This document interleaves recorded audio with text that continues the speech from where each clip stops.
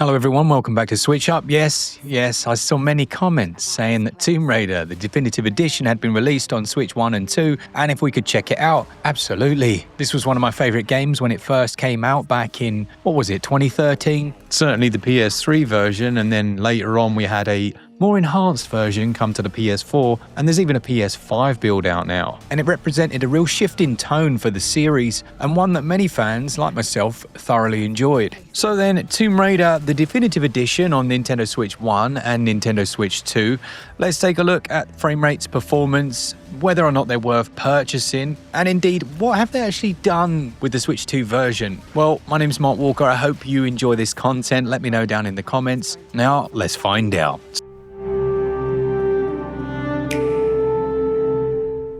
So then, if you're thinking of picking this game up, well, you've got two options, the Switch 1 or the Switch 2 version. They both retail at about 14 quid here in the UK or your regional equivalents, and that's fine. However, there is no upgrade path. So if you buy the Switch 1 version, there's no upgrade path to go to Switch 2, and if you buy the 2, you can't just download the Switch 1 version. That is really stupid, isn't it? Nintendo shouldn't even allow that. At least have it so that they have to provide an upgrade path at a reduced cost. Because myself and Alex over at Switch Corner, we purchased the game twice.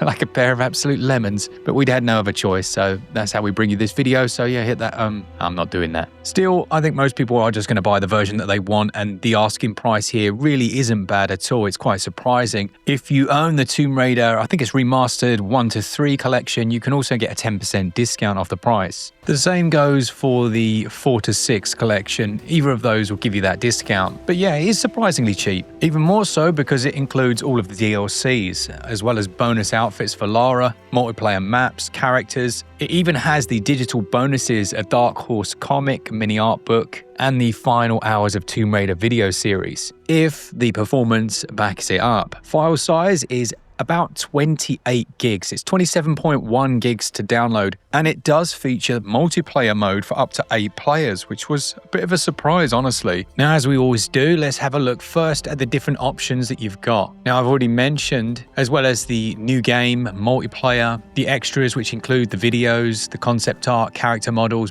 comic book, art book, and the options show that this isn't just a typical port. We can change all of the aim sensitivities, the XY axis. There's even a HD Rumble 2 section on the Switch 2, and your controller layout. Other than that though, we've got no graphics options, so it's whatever Aspyr have chosen to do with this version. Achievements are also here, so you have those for single and multiplayer, and a game registration option from Crystal Dynamics, because we want to do that. The first thing to note is that we don't really have a Switch 1 edition and a Switch 2 edition. We have a Switch 1 edition and then a Switch 2 edition that is basically the Switch 1 edition up-resed, which is essentially the 2013 version almost, bar maybe some up-reses in texture. Starting off with Lara and her character model, you can definitely see the differences when compared to the PS5 version, for example. The shadowing upon it is much less evident. The texture resolution of the skin, it doesn't quite have that same quality to it. But I think the biggest thing is probably the TresFX hair. Now, TresFX, I remember when it was released, it killed graphics cards, but it has been a long time since then. And it meant that you had individual, air quotes, strands of hair. But on both the Switch 1 and the Switch 2 builds, we have old school hair, aka the big floppy texture that moves all over the place like a piece of cloth. And this is a strange omission. The reason it's so strange is that this effect was present in the PS4 and the Xbox One versions of the game, which absolutely should be able to run on Switch 2. Now on Switch 1, the image quality certainly takes a hit. You get this crosshatch effect in some foliage in the distance, and the lower resolution is very apparent in things like shadows, but I still have to say it doesn't look bad in motion. That 30 FPS is maintained most of the time. It's actually quite consistent, as you can see here. As well as that, they've still managed to keep quite a few of the visual effects for that Switch 1 edition. Sun shafts passing through trees, some dappled shadow effects, although you will see how they're lowered. And it goes to show really what an amazingly presented game it was back when it originally released, that it still holds up this well. Now, although perhaps not ideal, one benefit to having the 7th gen assets on the Switch 2 version is the 60 frames per second, and it does manage to do that.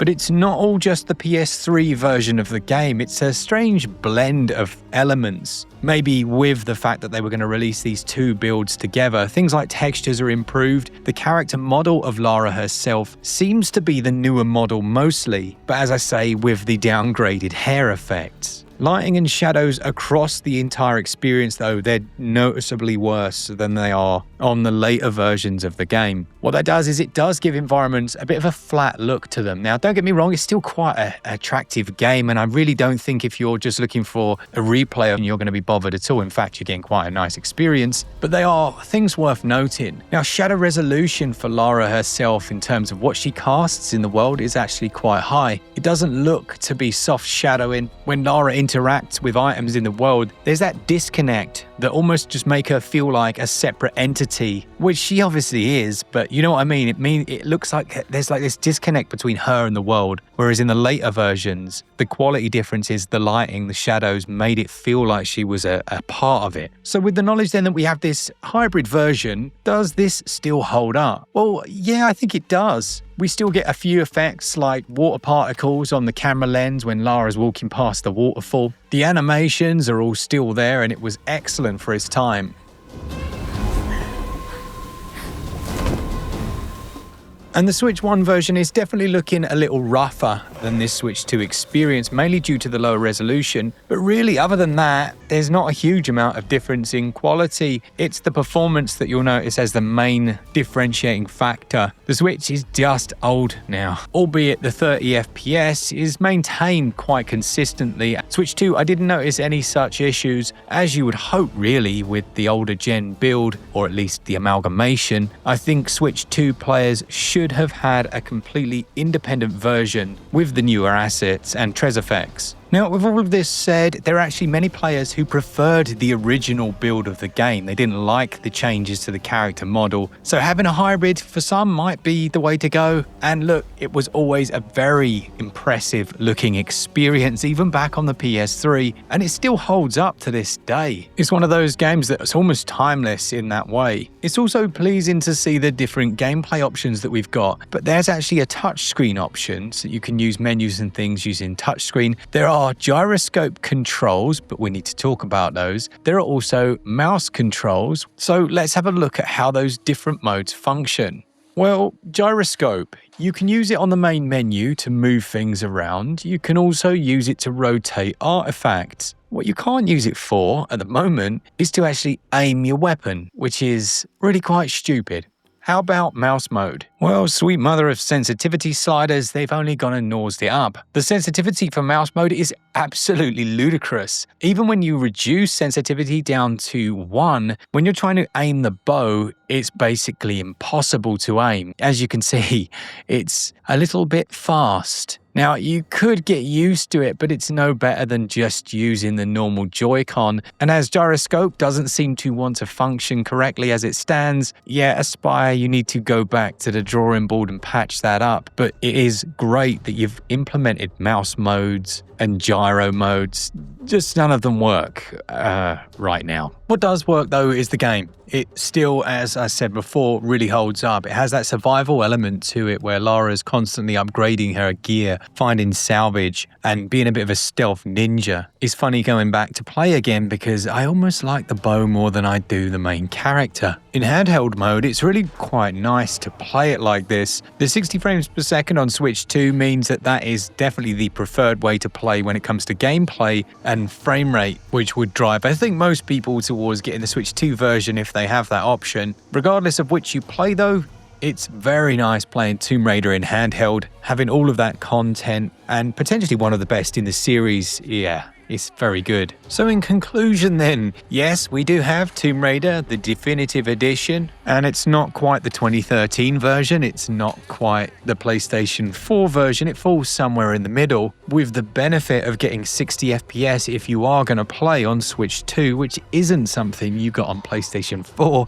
with the more advanced Trez effects, hair effects, and some of those lighting improvements. Personally, I would have preferred that there was a proper Switch 2 edition that had both of those things. Lower the effect, 60, have all of them, 30. But realistically, for about 14 quid or whatever you're going to pay, I think that discount can go all the way up to 30% if you own all of their previous games. It's not a massive asking price. There's just some wonkiness here that needs fixing. The control methods, all of them, they have some issues other than just using the normal controls that you would have back in the day. Mouse mode needs its sensitivity massively dropped. Gyroscopic controls are, well, they're only there for things that you don't care about, like rotating items. And the touchscreen support, that one is understandably only for menus. You might be wondering how multiplayer fares, and there is actually multiplayer happening at the moment, and you can find a match. That was probably the most surprising thing. It's a little janky, but it sees two teams facing off against each other with an objective that you're trying to help each other to achieve,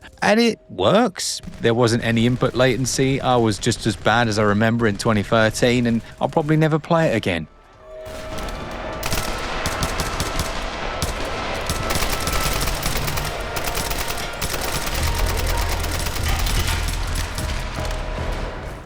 So that's it for this one. I think for the price that's being asked, it's very reasonable. They just need to fix those things. Let me know down in the comments if there's anything else you wanted to know about the games, if you already picked them up. And just a big thanks to all of you that do enjoy the content. Thank you to our Patreons, our members, and if you want to save yourself 5% on your eShop credit, you can do so over at switchup.gg, where just by buying your credit there, you get 5% in cash back and we get a little kickback from Nintendo. Thank you to our Patreons, our members, for all things Switch, all the time. Keep it Switch up. Cheers, guys. See ya!